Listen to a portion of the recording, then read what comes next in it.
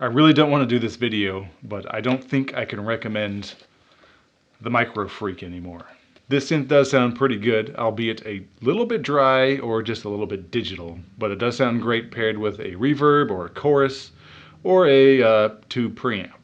It really helps, this little thing. And to be honest, I really do like this synth.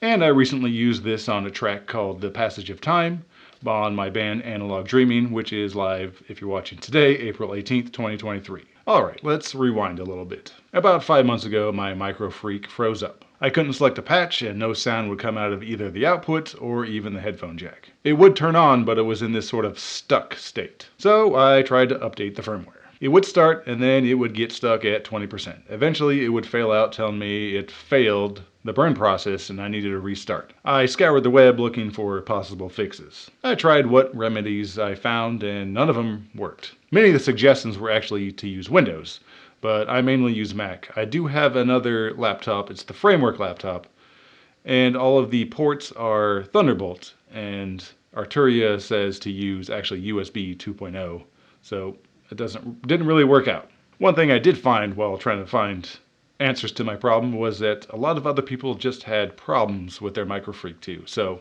I'm really not alone here. I did eventually reach out to Arturia's support, and they were very helpful in trying to get it working again. Eventually my ticket got sent to after sales, and I thought, well, that was that.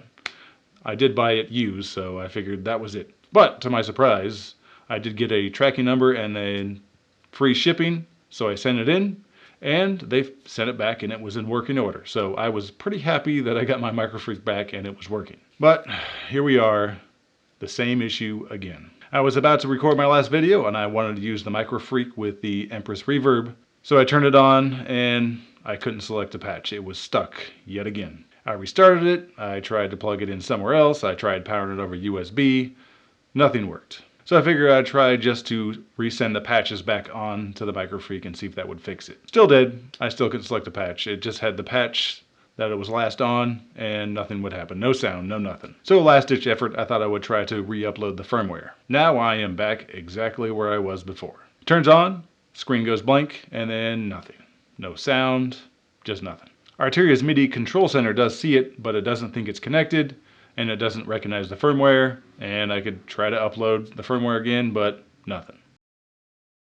Where do I go from here? Now, I do have an older PC I built. It's so old it has a GTX 980 in there, and the motherboard actually has USB 2.0, which Arturia suggests if you are going to push firmware to the MicroFreak. So I have a Windows 10 USB and a hard drive, so I'm going to give that a go, and I'll keep you posted and see if it works. I don't expect much out of that. Or maybe I can contact Arturia support and I go through the whole process again and finally I get it shipped back to them.